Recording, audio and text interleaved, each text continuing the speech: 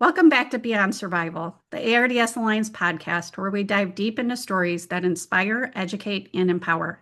I'm your host, Paula Blonski, president of the ARDS Alliance, and today I'm honored to welcome Maria Young, founder of Maria's Miracle, an organization born out of Maria's personal fight with ARDS and transformed into a powerful force to help others around the U.S. and world receive the same level of care by supporting advanced critical care and ECMO training programs. Welcome, Maria. Hi, how are you? Good, good. Thanks for being on Oh, today. yeah, So, happy for to. those that may not know, can you tell us about your personal journey and how Maria's Miracle came to be? Sure. So in October of 2020, I contracted COVID-19 and I was healthy, 41 years old, active, had no underlying conditions like respiratory concerns or autoimmune disorders. And I found myself in the hospital with very low oxygen. And over a couple of weeks, my oxygen continued to decline, and they just couldn't, with none of the masks with oxygen were really helping me regain lung function. So at some point, the decision was made to have me intubated and transferred to Johns Hopkins Hospital in Baltimore, where I was quickly placed on a machine called ECMO that I know we'll talk a lot about today, but it stands for Extracorporeal Membrane Oxygenation, lots of words. Mhm. So essentially, it's the highest form of life support that we have, and it's only available it's probably increased now, but at that time, it was about in 10% of US hospitals. And as COVID was sort of growing, we found out that being on an ECMO machine could save the sickest people or potentially could give them a chance. So I spent a little over 2 months in a coma, medically induced coma, while my lungs healed. And I was one of the lucky ones. My lungs healed on their own. I did not need a transplant. I do not have long-term lung impact, which is like beyond what they expected. And at that time, lots of people were asking about ECMO, and people hadn't survived as long as I had. So I started getting calls from around the country and actually around the world and connecting with people who either their loved ones were, they thought they might be a candidate for ECMO or they were already on ECMO. But I started answering a lot of questions and being a support to these families and caregivers. And I started to realize that like there weren't any resources out there for families or patients who had survived this kind of thing. And also that, ECMO wasn't available around the world. It was limited in the US. And, you can imagine what that means for less developed countries than ours. I started talking to doctors and friends and medical professionals that had cared for me and that I had met through this process. And we started a nonprofit organization called Maria's Miracle. And it's been slowly trying to spread the word about ECMO and some of the reasons you can be on ECMO. So you can be on ECMO for cardiac reasons or lung reasons. So there's a lot of versatility in the treatment. I was on just for lungs. Okay, great. Yeah. So, what was the initial mission or vision behind Maria's Miracle when you Yeah, so first I launched? think it's definitely gone through a couple different, just as time goes on, right? You learn a lot about what's needed and about what is actually possible. I think, Paula, you and I know that like starting a nonprofit is incredibly difficult and kind of your mission evolves as like, you start learning more and as you meet people. So originally we wanted to bring in international doctors to train in the US in ECMO treatment.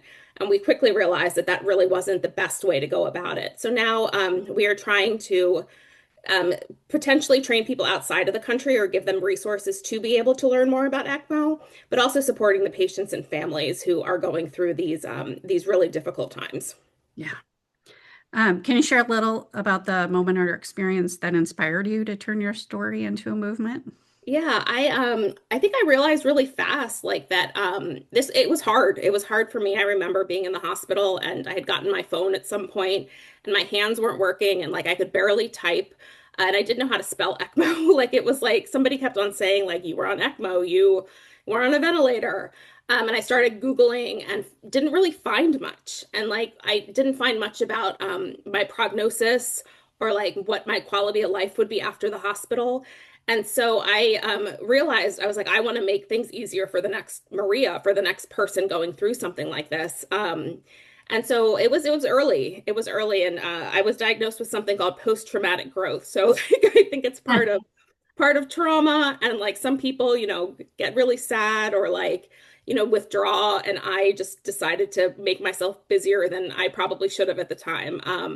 But I always said, like, if I help one person, it was completely worth it. And I do honestly feel like I have helped some people. Yeah, for sure. Post-traumatic growth. I love Right. the saying. I think you should coin that for you for I sure. know, right? A So lot of many people of haven't us heard are. about it. I love it. Yeah, for sure. So let's talk about the merger. So just Yeah. recently we announced the merger between Maria's Miracle and the ARDS Alliance. What led to this decision? Yeah, I think I was on ECMO for ARDS for ARDS, which is really like your lungs just aren't, it's like really, really bad lung injuries. So like probably the worst. Mhm. So a lot of people get ARDS from other causes or like other viruses. Mine was specifically from COVID, but ECMO is used for ARDS and for other things. I think.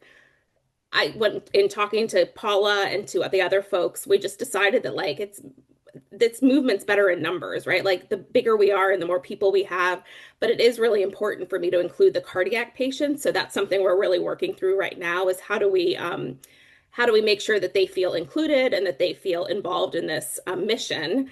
But I think it's a great merger. A lot of the folks on the board of the ARDS Alliance are know about ECMO, or like some of them were on ECMO. So I think it was a natural fit. Yeah, absolutely. Absolutely.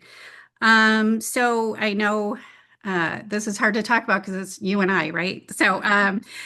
So can you describe how the organizations will function together under the new structure? So let's talk a little bit about Maria's Miracle lives on, Sure. right? Underneath Yeah, the it structure. does. Talk It about does, that. which was important to me, and I think to the other folks that had put a lot of work into it. So we will remain as a brand, as a program of the ARDS Alliance, and we're still working out some of like we're still working through how exactly we best serve the community. But Maria's Miracle will live on as a program of the ARDS Alliance, supporting ECMO survivors and patients and families, and hopefully one day education around for medical professionals or in some way. But we really like share a mission, right, to help folks going through acute lung injury or cardiac events that lead to ECMO. So I think, but Maria's Miracle will stay as the brand for the ECMO program. Yeah, which I think is really important because, like you said, many ARDS patients are on ECMO.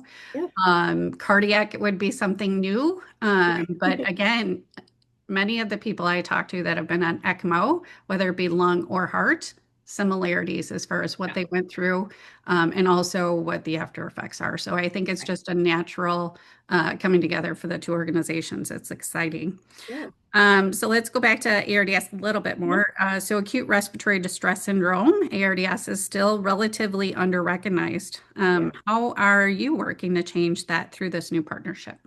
Yeah, I think education is key, right? Like you and I know what ARDS is, but I don't think a lot of people do, especially like people who even perhaps had a loved one pass away from ARDS. Like it's just not a known acronym.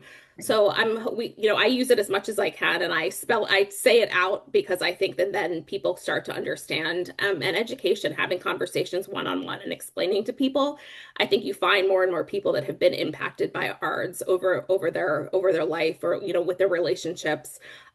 So I think getting people to know that acronym and to know that word is super important to me, because it's a lot of times you'll see it on a death certificate, unfortunately, or like in medical records, but in the moment, I don't think a lot of people recognize that word. I agree. And I think Yeah. there's a pause from the physicians and clinicians that to even say it. Yeah. I think they're worried that even if they say it, it's hard to explain what it is. So I Yeah. think there's a lot of times they don't even say it. So the Absolutely. first time the patients or families hear it are in their medical records, right after the Yeah. I fact. think they tend to use words as like complete whiteout and like, like your lungs are like really bad. Yeah. Right? Like, Yeah. Or but just acute lung injury, right? yeah. So that can be many different things. So agree. So let's switch to ECMO. Sure. So can you explain what ECMO is? Yeah, so here we go. So extracorporeal membrane oxygenation. It took a long time, and there's two types. So we mentioned the heart and the lungs. So VA ECMO, veno arterial, which is, it means that you have connections into your veins and your arteries. That's for heart. And then VV is venous venous, and that is just lung ECMO. So that's kind of like, it gets even more confusing, but essentially it's a machine that does the work of the heart and the lungs outside the body. So they put in some pretty thick cannulas into your either your neck or your groin, sometimes both, and they circulate your blood outside the body, and it gets cleaned, oxygenated, and returned to your body. So essentially, it gives your organs, whether it's your heart, lung, or both, time to heal on their own without having to work at the same time. So it kind of gives them like a little vacation. And in like years ago, it's been used for babies for very successfully for a long time, but in adults, it really wasn't that successful until COVID, Okay. where we started seeing more people survive on it for longer periods of time. I think before 10 days was like an average time on ECMO. Now we're seeing, 80, 100 days. I was 69 days. But they also can wake you up during ECMO. So if you're awake and you can move around and maintain your mobility, I think you can stay on, past the 80-day mark. Yeah. It's amazing what they're doing to keep people awake. Yeah. We've had other podcast episodes talking about the benefits of staying awake, to Oh my gosh. uh, I think emotionally it's probably very difficult, but I think physically it has a lot of like it's really helpful. agree. But we're starting to hear about ECMO machines being put in ambulances for cardiac events and then cannulating folks like on the, like immediately. I think it can give us the opportunity to protect the heart and not have like another episode kind of like right after the first one, which might change the, game for cardiac events. Right, right, for sure. And I often say that ECMO's kind of like dialysis, right? Yeah, It seems like the general public knows what dialysis is. right. Do you envision a time where they also know what ECMO is, right? I mean, I love that. I think Right. ECMO dialysis is scary, but ECMO is really scary too, because it's like it's your heart and your lungs, which are like, you don't survive very long without either one of them. But yeah, I mean, as we see continued improvement with the methods of how they use ECMO and what they're using ECMO for, and sometimes earlier intervention seems to be better. So yeah, I mean, I'd love for ECMO to be more of a common ECMO and ARDS to be Right. more of a Agree.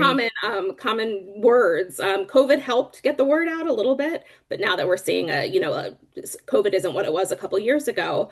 I hope that the projection continues, that ECMO continues to grow. I agree. I agree. So, what were some of the biggest challenges you faced building and growing Maria's Miracle? Yeah, I think just again, like education and getting the word out that we exist. I think that that's a constant struggle for small organizations and small nonprofits, especially. I mean, how do you get funding? How do you let people know that you exist and that you have resources or educational programs? It's hard, the medical community is hard to infiltrate sometimes, especially like the big hospital systems, to get your information into the hands of the patients. So, I've tried lots of different things. I'm incredibly well connected at Johns Hopkins Hospital just because I was there for so long. But Right. over the last handful of years, I'm just coming up on my 5-year anniversary from being cannulated for ECMO. So, I've developed a lot of relationships with doctors and caregivers and respiratory therapists. I've done a lot of speaking engagements. Like I'll talk to just about whoever, and I try to educate them a little bit on what we do. And it's word of mouth, right? It's like I would just ran into a doctor a couple weeks ago, and he's like, "I sent a patient to you," and so that makes me feel so good because I'm like, "Oh my God, how did you hear about me?" For one, but that's kind of like what needs to happen, right? It's like one person tells another person, and then it like becomes this movement, and it's slow, but I think we've both seen uh, growth in the organizations slowly. Yeah, for sure. Social media has been a game Oh changer, yeah, right? For sure. yeah. So where do you see this united organization, Maria's Miracle and ARDS Alliance, heading in the next 5 years? What do you hope happens in the God, next 5 years? like my the big dream is to be like an actual organization that can employ full-time staff and have full-time advocacy efforts going on, both in Congress and in legislature and in what we want to see better resources in like pharma and like medications and ways to prevent ARDS happening in the first place. And I'd love to see us have some international growth over time. I agree. And a therapy, right? Yes. That's my hope is an effective therapy and hopefully we're Yes. close as well as Yeah. more resources for mental health post. Yes, mental health is huge. I think, most of us who have been in the ICU are diagnosed with post-intensive care syndrome, but Yeah, like that's another word that nobody ever hears until, PTSD is very well known. right. PICS, which is just a little more specific, is not as like well understood. Agreed. Agreed. So are there any upcoming campaigns or research initiatives that you're especially excited about? Yeah, I think there's a couple of things going on. The ARDS Alliance has a big campaign coming up. I don't want to tell too much about it because we're not quite ready to like let the cat out of the bag, but it's exciting and it's educational, and hopefully it will be a good opportunity for folks to learn not only about what we do, but also about what ARDS, what it is. And I'm also excited because we're launching a new ECMO support group for patients and caregivers coming up soon. It'll be the first Monday of every month. So November 5th will be our first meeting. And if you're interested, send an email to Maria at what is my I'm email not. address? myoung at ardsalliance.org, or find us online. We're excited to launch this and see how it goes. And it's not just for ARDS ECMO survivors; it's for all different kinds of ECMO, for any reason. So yeah, so those are the two things coming up. Yeah, very exciting. So for those listening who may be newly diagnosed, caregiving, or grieving, what words of encouragement or advice would you offer? Yeah, I think for those who are kind of dealing with a diagnosis, it's like every day does get a little better. You get more comfortable with your condition. You might see little bits of improvement over time, but healing does take time. And while everyone won't heal to 100%, which I think is also, like there's a variety of, unfortunately, not everyone recovers as well as I did. Other people are more impacted day to day. They might be on oxygen, they might need a lung transplant, but there are better days ahead. I think it's hard when you're in it to not see a better day, but like little by little, hopefully, people do improve. And I think for the grief, like I think we all grieve like all the time, right? Like we grieve different things. I've grieved the person that I was before this. People are grieving loss. I think like let your grief like feel it. Give yourself the time to really feel the grief and to figure out how you need to be supported during that time, and let people know. Like I think people are so open sometimes, the people in your circle, to helping you. They just don't quite know how sometimes. Yeah, and definitely reach out to like support groups like you're Absolutely. There's so facilitating. many support groups out there for so many different causes and reasons. Yeah, like find your community. Yeah, for sure. So what's one thing you wish everyone understood about ARDS or ECMO? Yeah, so we'll go with ECMO. That like ECMO is not a cure for everybody, right? Like it's and that's hard to kind of understand, that yes, it can give some people a chance, but there are so many complications that can happen. And while yes, you want people to have hope, you also don't want people to be unrealistic about what this machine can do. So that's something that I like to educate people about. It's like, yes, absolutely. There's every reason to have hope that your loved one will like do great on this machine.